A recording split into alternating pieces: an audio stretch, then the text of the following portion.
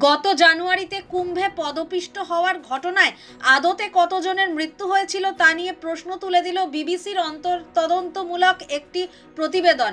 British সংবাদ মাধ্যমটির একটি প্রতিবেদনে জানানো হয়েছে, উত্তরপ্রদেশের প্রয়াগরাজে পদপিষ্টের ঘটনায় 81 জনের মৃত্যু হয়েছে।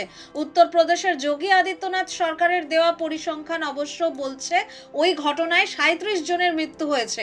বিবিসির তদন্তমূলক প্রতিবেদন অনুসারে 26 জনের মৃতের পরিবারের হাতে কার্যত চুপিসারে 1/5 ক্ষতিপূরণ দেওয়া হয়েছে। আবার 18 জন মৃতের পরিবারকে ক্ষতিপূরণ বাবদ কোনো টাকাই দেওয়া হয়নি। সব মিলিয়ে মৃতের সংখ্যা 81 বলে দাবি বিবিসির। উত্তরপ্রদেশ সরকারের মৃত 37 জনের মধ্যে 35 জনের পরিবারের হাতে ক্ষতিপূরণ বাবদ 25 লক্ষ টাকা দেওয়া হয়েছে। একজনের দেহ শনাক্ত করা যায়নি, আর একজনের কোনো নিকটাত্মীয়ের খোঁজ না মেলায় ক্ষতিপূরণ পৌঁছে দেওয়া যায়নি বলে জানিয়েছিল উত্তরপ্রদেশ সরকার।